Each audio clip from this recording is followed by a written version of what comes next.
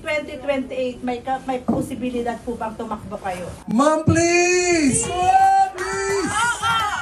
Please! Yes, ma'am. Para mapaghandaan namin lahat. We are serious. Maghahanda tayo!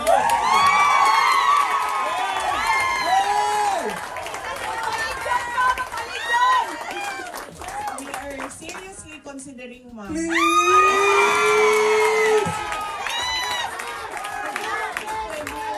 Tuloy-tuloy yung Yes.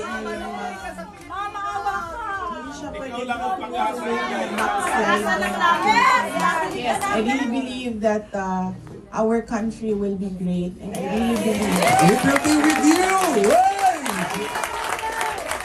Please! Mahirap siya ipaintindi sa ating mga kababayan, and mahirap yung kailangan natin gawin kasi you really have to stand firm, especially with government policies para maayos siya. Pero paniwala po, kung magkaisa lang yung mga tao, alam natin kung saan tayo papunta, maggagawa ng Mama, ating madaya. bayan.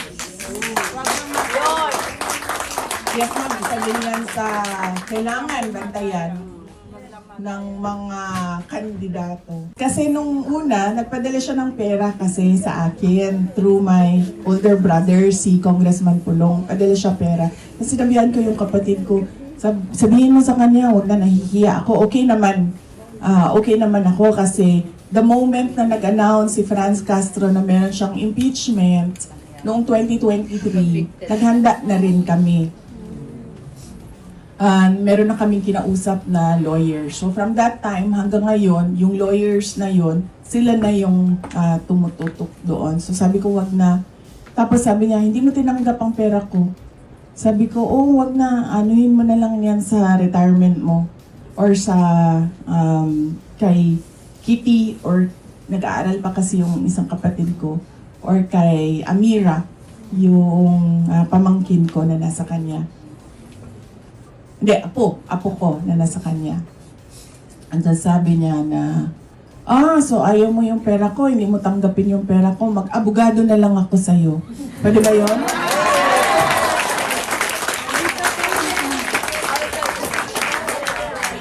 So sabi ko, naisip ko, naalala ko, abogado nga pala ito.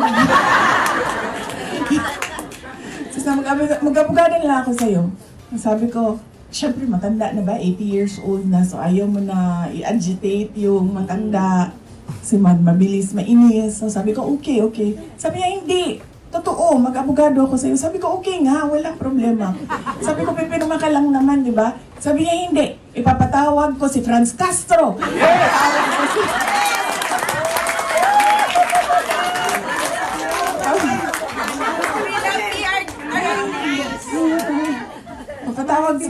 Papatawag ko sa ganyan. Tapos sabi ko dun sa mga lawyers, sabi ko, mag-collaborating counsel daw. Sabi nila, sige, wala namang problema yan. Paghandaan lang natin, sabi ng mga lawyers. So, pinaliit namin yung mga projects and programs namin. Noong una, last December, nag-planning kami. Sabi ko, lahat ng ating mga projects nandyan pa rin, pero babaan na lang natin yung beneficiaries. Pero, nung nakapag-usap kami ulit, nitong January na lang na meeting, sabi ko, sabi rin ng Execo, mas maganda siguro kung bawasan na lang natin yung projects natin para marami pa rin maka-benepisyo. So hanggang ngayon, tumutuloy yung meeting namin kung anong mga projects doon ang may impact talaga doon sa mga geographically isolated and disadvantaged areas. Kasi inuuna talaga namin yung mga underserved communities. Kasi laging pag sentro, like Davao City, madami ng opportunities. Pero yung mga kasikbit na mga probinsya and municipalities na mga maliliit, yun yung mga kailangan talaga ng tulong. So pinaliit namin at pinakonti namin ang mga projects and programs namin. And siguro by mid-February, ready na kami ulit na mag-roll out ng mga projects and programs sa office of the Vice President. So tutuloy pa rin yung aming mga satellite offices, nandyan pa rin. Meron kaming satellite office sa Isabela, satellite office sa Pangasinan, at sa Bicol Region. May satellite offices kami sa Bacolod, sa Cebu, sa Tacloban, sa Davao City, sa Butuan, Zamboanga City, and Cotabato City para sa BARM area. Kaya tutuloy pa rin, pero konti na lang yung projects. Yung lagi kong naririnig sa mga kaibigan ko or sa mga kakilala, nangangamusta, yung iba nasi-stress pag nakikita nyo yung mga vlog sa YouTube, nag-aalala. Tapos nag-iisip kung kamusta ako, lagi meron nangangamusta sa akin. Okay lang ako kasi lumaki naman ako sa politika. 9 years old pa lang ako, mayor na yung father ko. At tuloy-tuloy yun, hindi na tigil yun hanggang naging president siya. At kapag noon ganyan din ang politics sa Davao City. May siraan din, black propaganda din. Lagi sinasabi ng ni former President Rodrigo Duterte sa akin, ni Tatay Digong, lagi niya sinasabi sa akin noon, ganun talaga ang politika. Dudumihan ka ng kalaban mo para magmukha siyang malinis. Sabi niya, they will always paint you black so that they will look white. So, yan talaga, paulit-ulit yan noon. Kasi ganun din yung labanan nila, girian nila noon nung contemporary niya sa Davao City politics, former Speaker Prospero Nograles. So, kaya ako, hindi na ako nagtaka noong ganun ang nangyayari. So, pinaliit namin yung mga projects and programs namin. Noong una, last December, nag-planning kami. Sabi ko, lahat ng ating mga projects nandyan pa rin, pero babaan na lang natin yung beneficiaries.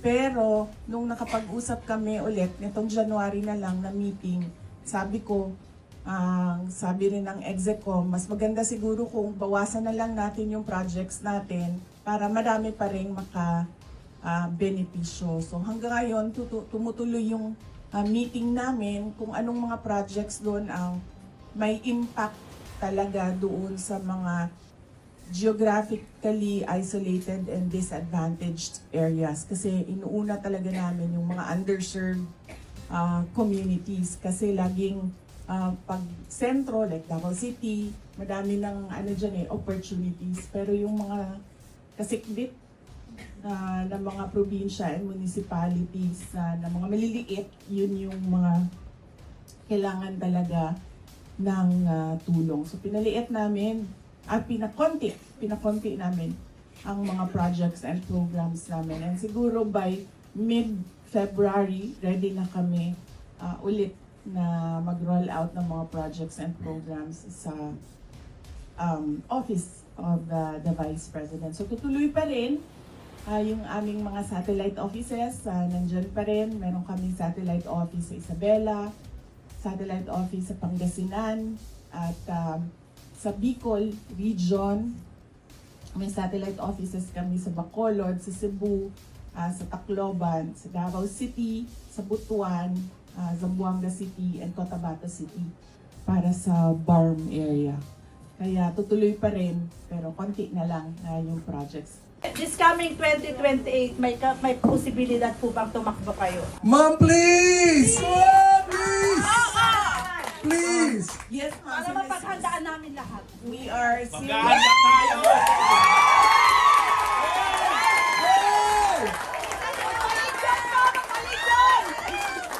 We are seriously considering, ma'am. Please!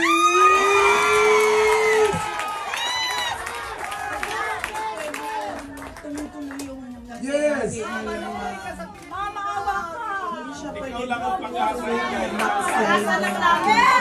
Yes, I really believe that our country will be great. And I really believe It will be with you! Hey!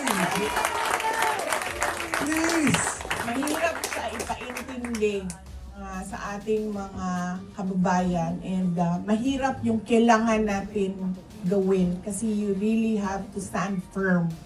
Especially with government policies para maayos siya.